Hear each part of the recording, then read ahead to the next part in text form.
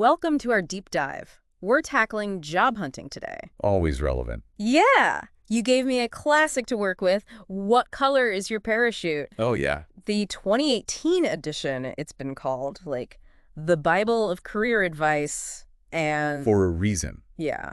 And even though it's a few years old, Yeah. still surprisingly relevant. Yes. The U.S. Department of Labor has even endorsed it, Wow. along with career experts like Bernard Haldane Oh, wow. and Whitney Moore. Okay. And the fact that it's still getting shout-outs from resources like Job Dig years later speaks volumes. It really does. And one reader even said it helped them achieve more in 5 years than they did in the 30 before reading it. Wow. That's amazing. Yeah. What I found fascinating was how the book argues that the job hunt has both changed dramatically and stayed fundamentally the same since the 2008 recession. That's because while the tools and platforms might change, the underlying principle of connecting your skills to a need in the market remains constant. So true. Yeah. One of the biggest shifts the book dives into is the rise of part-time and temporary work.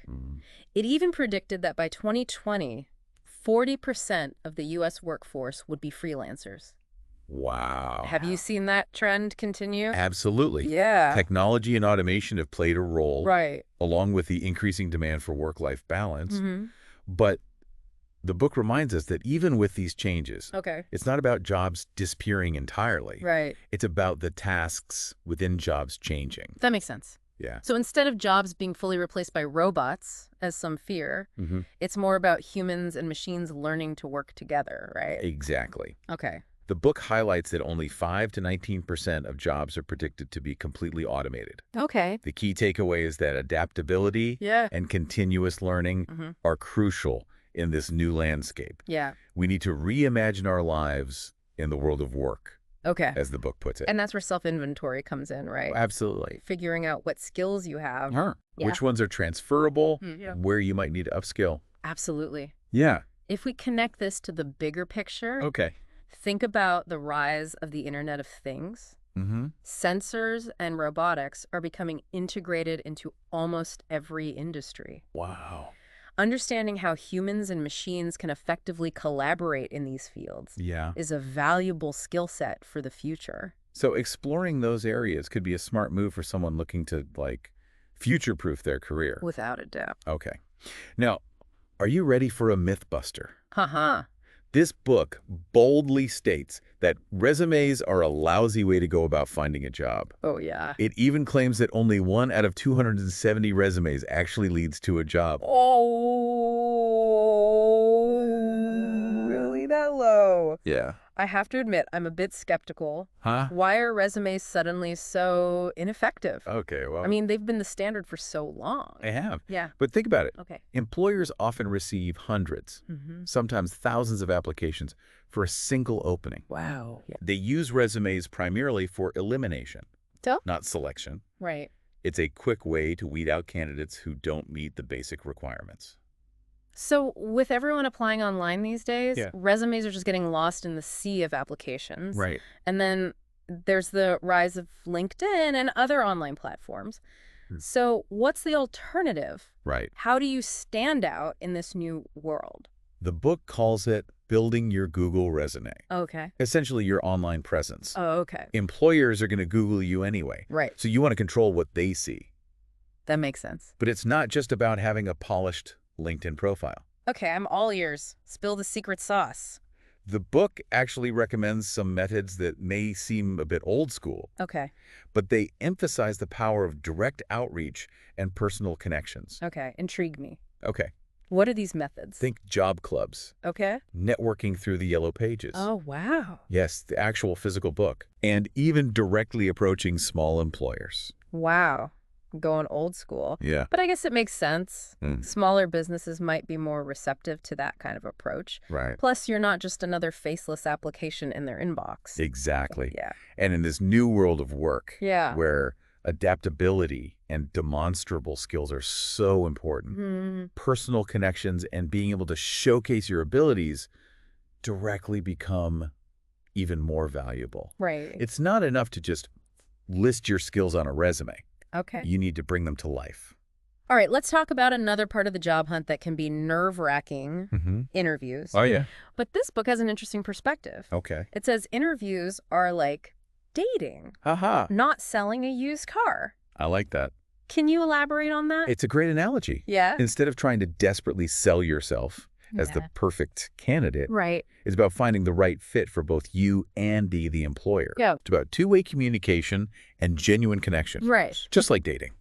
So it's not just about impressing them, Yeah. but also about figuring out if they're the right match for you. Exactly. And speaking of making a good impression, Okay. the book has a surprising tip for those initial interviews. Okay. What is it? It recommends limiting those first meetings to just 19 minutes. 19 minutes. Yeah. That feels short. It does. Wouldn't you want more time to showcase your skills and experience? Think about it. Okay. Have you ever been on a date that dragged on too long? Oh, yes. It can leave a negative impression. You start overthinking things, maybe say something awkward. Mm-hmm. I see where you're going with this. Exactly. So in an interview, brevity can create intrigue. Yes. You want to leave the employer wanting more, Mhm. pique their interest without overwhelming them. Yeah. It's like a sneak peek that makes them eager to learn more. Exactly. So it's about showcasing your personality and key skills, leaving them with a positive, memorable impression Yeah. that encourages them to ask for a follow-up. Precisely. That's a clever strategy. The book also emphasizes addressing the employer's anxieties during the interview.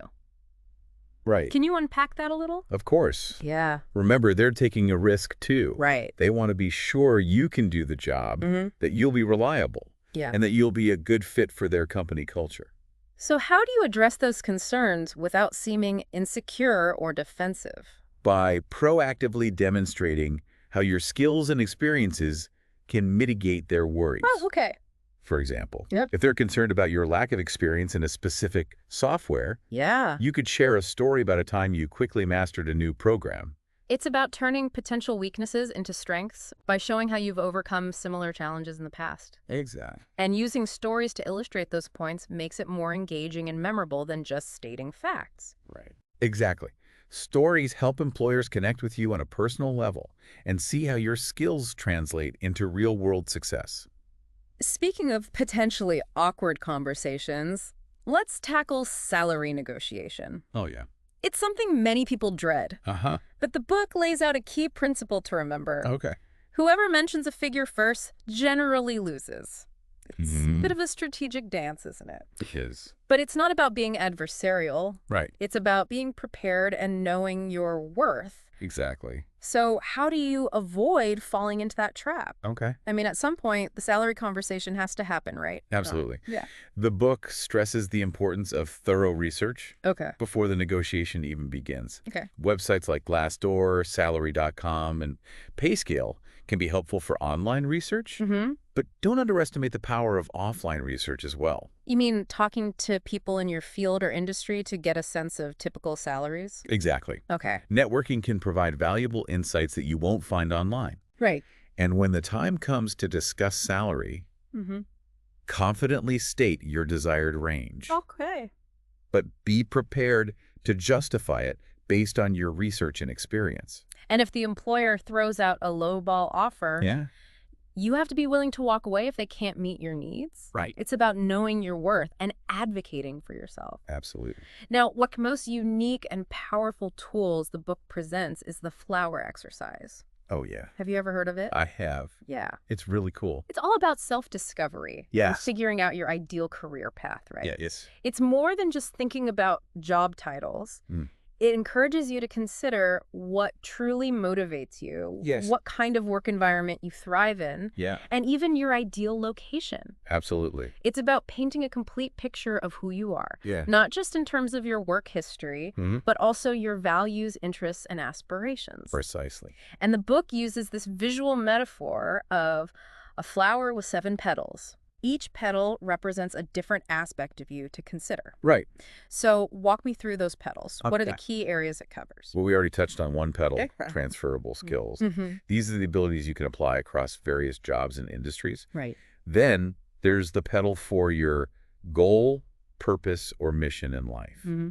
This is about what truly gives you a sense of meaning and fulfillment. That's such an important one. It is. It's not just about finding a job. It's about finding work that aligns with your values.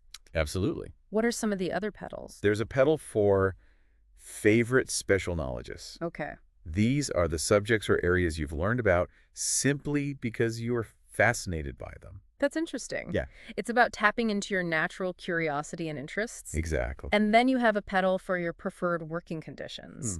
This goes beyond the physical environment. Yes. It's about your ideal level of responsibility. Right. The type of people you enjoy working with. And whether you prefer working independently or as part of a team, Exactly. it's about understanding what kind of work environment you'll thrive in. Right. And of course, there's a petal for your salary needs. Money matters, and this petal helps you determine what you need to earn to live comfortably and achieve your financial goals. Makes sense. What about location? There's a petal for that, too. It's labeled place or places you would most like to live. Okay.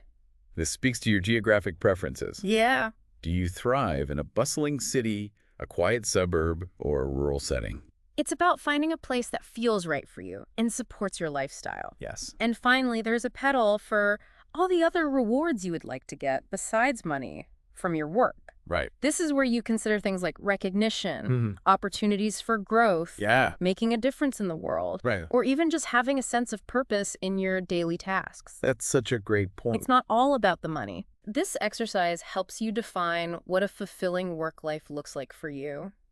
And what's really inspiring is that the book shares a story about someone who used this exercise to design their dream job. Yeah. A job that didn't even exist before. It's incredible. Wow, that's incredible. Yeah. It really shows how self-knowledge can empower you to create opportunities instead of just reacting to them. Absolutely. But let's be real. Uh-huh. Not every job hunt is a smooth ride. Right. What about the challenges and obstacles people might face? The book addresses those too. Okay. It has sections on overcoming shyness, navigating age discrimination, Okay. and managing the anxieties that often accompany the job search. For those who struggle with shyness, it recommends the PIE method.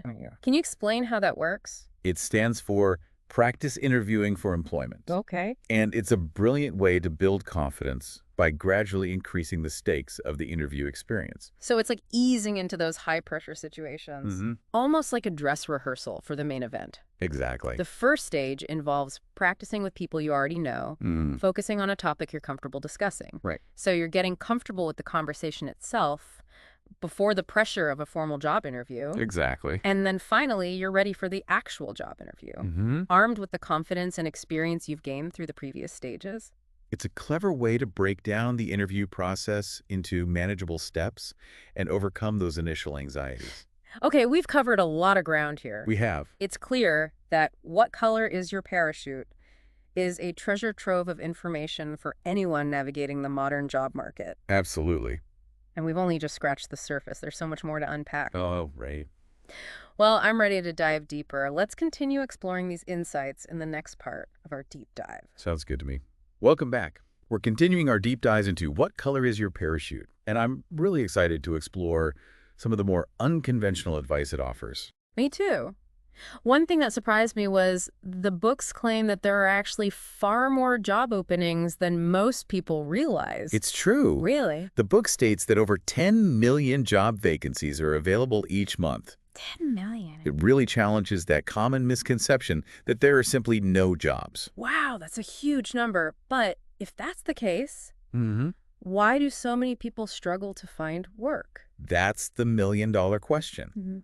The book argues that it's often not about a lack of jobs, but a mismatch between how job seekers are looking for work and how employers are actually filling those positions. So it's not just about there being enough jobs. Right. It's about understanding how the hiring process really works these days. Exactly. And this goes back to what we discussed earlier about the limitations of resumes. Yeah. And the importance of building your online presence and leveraging personal connections. It's about being proactive and strategic, not just passively submitting applications online and hoping for the best. Right.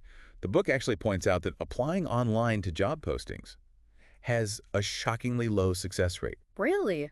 Only 4% of people who rely on that method actually land a job. Only 4%.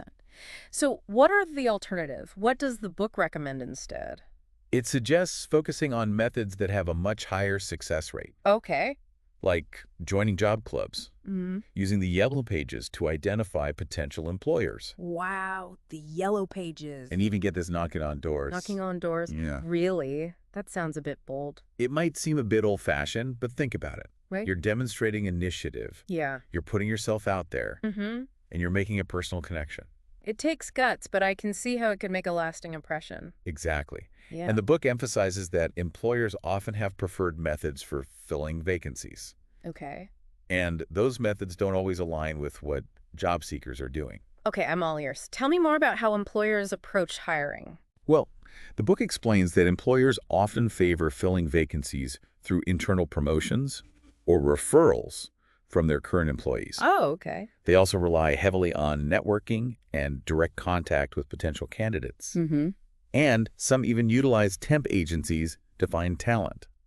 It's interesting how their preferences often prioritize personal connections and internal recommendations over external applications. That's because they value trust and firsthand knowledge of a candidate's abilities. Okay. Think about it. Yeah. If someone within the company recommends you, Mhm.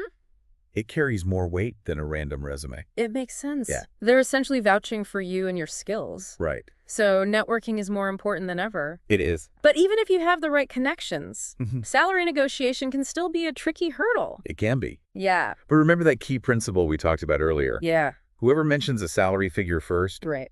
generally loses. Right. It's a strategic dance. Yeah. So how do you prepare for that conversation? Okay. The book mentioned online resources like Glassdoor, Salary.com, and PayScale. Right. What else can you do to make sure you're not going in blind? Those websites are a great starting point. Okay. But don't underestimate the power of offline research as well. Okay. Talk to people in your field or industry. Yeah. Attend industry events. Mm-hmm. Get a sense of what others with similar experience and skills are earning in your area. So it's about gathering as much information as possible to determine your worth and be able to confidently state your desired salary range. Exactly. And if the employer throws out a lowball offer, Yeah. don't be afraid to counter with your range. Okay. Be prepared to justify it based on your research and experience. It's about advocating for yourself. Now, let's talk about a powerful tool the book introduces for choosing or changing careers. Okay? The flower exercise. Yes. The flower exercise is all about self-discovery and understanding your ideal career path. Yeah. It encourages you to think beyond just a job title and consider what truly motivates you and what kind of work environment you'd thrive in. We touched on this briefly earlier, Right. but I'd love to dive deeper into each petal of the flower diagram. Absolutely. Each petal represents a different aspect of you to consider when making career decisions. Yeah. We already talked about transferable skills. Mhm.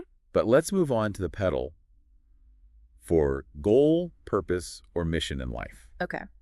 This is about connecting with what truly gives you a sense of meaning and fulfillment. It's about finding work that aligns with your values. Exactly. Not just a job, but a calling.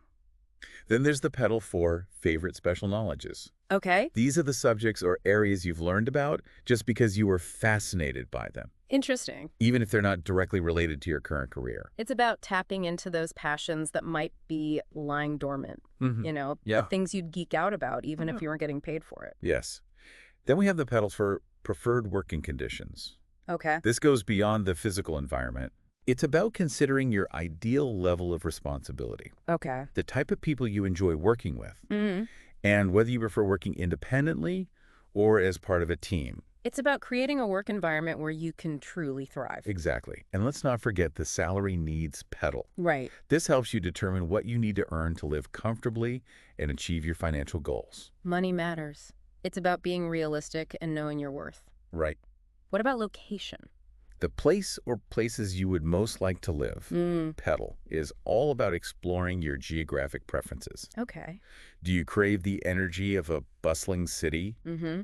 the tranquility of a rural setting, Yeah. or something in between? It's about finding a place that supports your lifestyle and where you feel at home. And finally, we have the petal for all the other rewards you would like to get besides money from your work. Okay. This is where you consider things like recognition, opportunities for growth, Yeah. making a difference in the world, or having a sense of purpose in your daily tasks. It's about identifying what truly motivates you beyond just a paycheck. Exactly.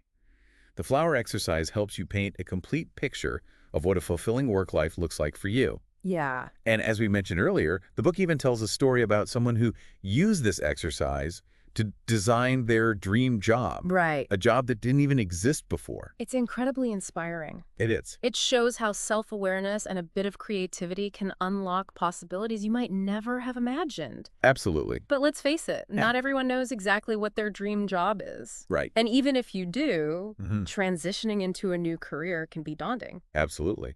But the book offers guidance on that front as well. Okay. It actually presents 5 distinct approaches to choosing or changing careers. Oh, that's interesting. Tell me more about these approaches. The first approach is to change your field, but not your job title. Okay. This involves transferring your existing skills to a different industry or area of work. So, for example, if you're a marketing manager in the tech industry, Mm, you could use those same skills in a different field, like healthcare or education. exactly. You're leveraging your experience in a new context. That's a great way to broaden your horizons without starting from scratch. What's the second approach? The second approach is the opposite. Okay. Change your job title, but not your field. Okay. This might involve moving up the ladder within your current industry or taking on a role with different responsibilities. So you could go from being a sales representative to a sales manager, Mm-hmm. or maybe transition from a technical role into a more client-facing position. Exactly. Yeah. It's about leveraging your existing knowledge and expertise while expanding your skill set. What about the third approach? The third approach is a bit more dramatic. Okay. Change both your job title and your field simultaneously. Wow. This allows you to pursue entirely new interests and passions, Okay. even if it means retraining or going back to school to acquire new skills. It's a bigger leap, but it opens up a world of possibilities for those who feel stuck or unfulfilled in their current careers. Absolutely. It's about following your heart and pursuing work that truly excites you. Now, the fourth approach is all about becoming your own boss. The entrepreneurial route. Exactly. Huh. This path offers a lot of freedom and flexibility, Yeah, but it also comes with its own set of challenges and responsibilities. it does. It's not for everyone, Right. but it can be incredibly rewarding for those with the drive and determination to build something of their own. Exactly. And finally, the fifth approach recognizes that career change isn't always linear. Right. It suggests using a combination of the first four approaches to create a path that works for you. So it's not about choosing just one path, but rather blending different strategies to create a unique journey that aligns with your individual goals and circumstances. Exactly. It's about being adaptable and open to exploring various options. Yes. Now let's talk about a common challenge for job seekers. Okay. Shyness. I know from personal experience that putting yourself out there can be incredibly daunting, Yeah. especially in those high-pressure interview situations. It's something a lot of people struggle with. Yeah. But the book offers a really clever method for overcoming shyness and anxiety during interviews. Okay. The PIE method. We touched on this earlier, Mhm. but I'd love to hear more about how it works. It stands for Practice Interviewing for Employment. Okay. And it's essentially a 3-stage plan that gradually increases the stakes of the interview experience, building your confidence along the way. So it's like a dress rehearsal for the main event. Exactly. Yeah. The first stage involves practicing with people you already know, Okay. focusing on a topic you enjoy discussing. It's all about getting comfortable with the conversation itself, Right. without the pressure of a formal job interview. So you're essentially warming up your conversational muscles and getting used to articulating your thoughts and experiences. Right. Then you move on to informational interviewing, which we discussed earlier. Yeah. This allows you to practice asking questions and learning about a field or company that interests you, Right. again, in a less formal setting. You're building confidence and gathering valuable information at the same time. Right. And finally, you're ready for the actual job interview, armed with the practice and experience you've gained through the previous stages. It's a brilliant way to break down the interview process into manageable steps and overcome those initial anxieties. I love that approach. It makes the whole process seem less daunting. It does. One of the things I really appreciate about this book Yeah. is how it acknowledges and addresses the emotional roller coaster that often comes with job hunting. Absolutely. The book doesn't shy away from the tough stuff. Right. It has a whole section dedicated to dealing with the emotional ups and downs of being out of work. Okay. And it offers some really practical advice for managing those feelings and maintaining your well-being throughout the process. Because let's face it, job hunting can be incredibly stressful and emotionally draining, It can. especially if you're facing rejections or a prolonged search. It's true. Yeah. And the book emphasizes the importance of self-care during this time. So, what are some of the self-care tips it recommends? Well, it all starts with the basics. Okay. Getting enough sleep, Mm. eating nutritious foods, Yeah. exercising regularly, Right. and spending time outdoors. These are essential for both physical and mental health, Right. but they're often the first things to go when we're stressed or overwhelmed. Exactly. But they're crucial for maintaining your energy and resilience during the job hunt. Yeah. The book also encourages job seekers to focus on things they can control, Okay. like their attitude, Mm-hmm. their effort, Yeah. and their approach to the job search, Okay. rather than dwelling on things outside their control. Because worrying about things you can't change only adds to your stress and anxiety. Right. It's about channeling your energy into productive actions. Yeah. The book also suggests finding ways to stay connected with others and maintain a sense of purpose outside of the job search. So, whether it's volunteering, pursuing a hobby, Yeah, or spending quality time with loved ones, right. it's important to have activities that bring you joy and fulfillment. Absolutely. Those activities can provide a much-needed sense of balance and perspective during a challenging time. Now, let's talk about a resource that many job seekers turn to for guidance: Okay. career counselors. The book offers valuable advice on how to choose a good career counselor and what to look for in their services. Because not all career counselors are created equal, right? So, how do you find one who is a good fit for you? The book stresses the importance of finding a counselor who aligns with your personality and goals. Okay. It's a relationship, so you want to feel comfortable and confident with the person you're working with. It makes sense. Yeah. So, how do you go about finding the right match? The book suggests asking potential counselors some key questions to assess their experience and approach. Like, how long have they been practicing? Mm-hmm. What are their areas of expertise? Right. And importantly, do they have testimonials or references from previous clients? Those are all great questions. Yeah. And the book also advises paying attention to your gut feeling. Right. If you don't feel a sense of trust or connection with the counselor, Yeah. it's probably not the right fit. And it's okay to shop around and interview several counselors before making a decision. Now, the book acknowledges that hiring a career counselor can be expensive. Right. What are some more affordable alternatives for those who might not have the budget for one-on-one counseling? The book suggests exploring resources like job clubs, Okay. workshops offered by community organizations, Mm-hmm. or even online forums where you can connect with other job seekers and share advice and support. Those are all great options for those who are looking for more budget-friendly guidance and community support. Now, before we wrap up this part of our deep dive, Okay. I want to touch on an aspect of career searching that's often overlooked, our spiritual dimension. Oh, that's interesting. I've never really thought about job hunting in a spiritual context. The book dedicates a whole appendix to the topic of finding your mission in life. Okay. And it approaches this from a spiritual perspective, Mm-hmm. acknowledging that for many people, Yeah. their faith plays a significant role in their career choices. It makes sense. Yeah. Our work is such a big part of our lives. Mm. It's natural to want it to align with our deepest values and beliefs. Exactly. And the book suggests that our mission in life involves 3 key elements. Okay, I'm intrigued. Tell me more about these elements. The first element is identifying your greatest gift, Okay. that talent or ability that you most delight in using. Okay. It's about recognizing your strength and passions, Yeah. the things that come naturally to you and bring you joy. It's about understanding what you're uniquely good at and what you love to do. The second element is considering the places or settings where you feel most drawn to work.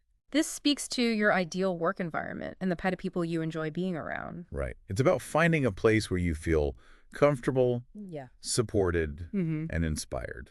And the third element is about identifying the purposes that you feel most called to serve in the world. This is where your values and beliefs really come into play. Exactly. It's about aligning your work with a greater good, something that gives you a sense of meaning and purpose beyond just earning a paycheck. It's about making a positive impact and contributing to something bigger than yourself. Precisely. And the book emphasizes that finding your mission is not always a straightforward process. Right. It involves a lot of introspection, exploration, and maybe even some trial and error. It's a journey of self-discovery. Exactly. But it's a journey worth taking. Okay, so we've explored a lot of ground in this section of our deep dive. We have. From understanding how employers really hire to connecting with our spiritual purpose. It's been a fascinating exploration. I agree. Now, before we move on to the final part of our deep dive, Okay. I want to leave you with a thought-provoking question. Okay. Shoot. How might connecting with your spiritual beliefs and values inform your career choices? It's something to ponder as you continue your job hunt. We'll be back with more insights from What Color is Your Parachute in the final part of our deep dive. Okay, sounds good. Until then, happy searching. Welcome back to the final part of our deep dive into What Color is Your Parachute? It's been a good one. We've uncovered some real gems in this book, Yeah, we have. from debunking that resume myth Right. to exploring the power of the flower exercise. Oh, it's so good. And one of the most valuable takeaways, I think, Yeah. is its emphasis on understanding the psychology of both the job seeker and the employer. You're right. It's not just about following like a set of steps. Right. It's about approaching the job hunt with a deeper understanding of the human dynamics involved. Yeah. And one thing the book highlights is that employers are often driven by fear when making hiring decisions. Oh, that's interesting. What kind of fears are we talking about? Well, they might be worried that a candidate won't be able to do the job effectively, or that they won't be a good fit for the company culture. Yeah, They might fear that the person will be unreliable, right. require like excessive training, Okay. or leave shortly after being hired. Yeah, that makes sense. A lot of what ifs and potential risks from their perspective. Hiring someone is a big investment for any company. It is. So how does the book suggest job seekers address these fears? It recommends acknowledging those anxieties head on Yep. during the interview process Okay. and demonstrating how your skills and experience can mitigate their concerns. So it's about anticipating their worries Yeah. and showcasing how you can be the solution, not the problem. Exactly. Can you give me an example of how that might play out in an interview? Sure. Let's say the employer seems hesitant about your lack of experience in a particular software program that's essential for the role. Yeah. Instead of getting defensive or trying to downplay your lack of expertise, you could share a story about a time when you successfully learned a new program quickly and efficiently. So you're turning a potential weakness into a strength Yeah. by demonstrating your adaptability and willingness to learn. Exactly. Or if they seem worried about your reliability, you could highlight your strong work ethic, Right. your track record of meeting deadlines, and your commitment to going the extra mile. It's about providing evidence that you can handle the job and alleviate their fears. And I imagine those concrete examples we talked about earlier come in handy here. Absolutely. Stories are far more memorable than just stating your qualifications. Yeah, they are. They bring your skills to life and help the employer connect with you on a personal level. Now, the book also delves into the psychology of job seekers themselves, Right. recognizing that being out of work can be an emotional roller coaster. It's a reality that's often overlooked. Yeah, Job hunting can be incredibly stressful and emotionally draining, it can. especially if you're facing rejections or a prolonged search. Absolutely. Yeah. So what kind of advice does the book offer for managing those feelings and maintaining your well-being throughout the process? It starts with the basics of self-care, Yeah, okay. getting enough sleep, eating nutritious foods, Right. exercising regularly, Okay. and spending time outdoors are all crucial for both physical and mental health. Those are essential for everyone, They are. but they're often the first things to go when we're stressed or overwhelmed. Exactly. Yeah. It's easy to neglect those basic needs when you're feeling anxious or discouraged, but they're more important than ever during the job hunt. The book also emphasizes the importance of focusing on things you can control, Right. like your attitude, your Yeah. effort, and your approach to the job search. Because dwelling on things outside your control, like the state of the economy Right. or whether a particular employer decides to call you back, will only add to your stress and anxiety. Right. It's about channeling your energy into productive actions and maintaining a positive mindset. The book also stresses the importance of staying connected with others and maintaining a sense of purpose outside of the job search. So whether it's volunteering, Yeah. pursuing a hobby, or spending time with loved ones, Right. it's crucial to have activities that bring you joy and fulfillment. Absolutely. Yeah. Those activities can provide a much-needed sense of balance and perspective during a challenging time. They remind you that you're more than just your job search. Exactly. Now, before we wrap up our deep dive into what color is your parachute, Yeah. I want to emphasize one final takeaway. All right. Job hunting, at its core, Mm-hmm. is about connecting with your purpose and finding meaningful work. It's not just about earning a paycheck. It's about finding a path that aligns with your values, passions, Yeah. and your unique contributions to the world. It's about creating a career that brings you fulfillment, challenges you to grow, Yeah. and allows you to make a positive impact. So as you continue your job search journey, remember to keep your purpose at the forefront. And don't be afraid to explore different paths. Embrace challenges as opportunities for growth. Right. And most importantly, Yeah. believe in yourself and your ability to find fulfilling work. Yes. We hope this deep dive has provided you with valuable insights and inspiration for your job search journey. Happy searching.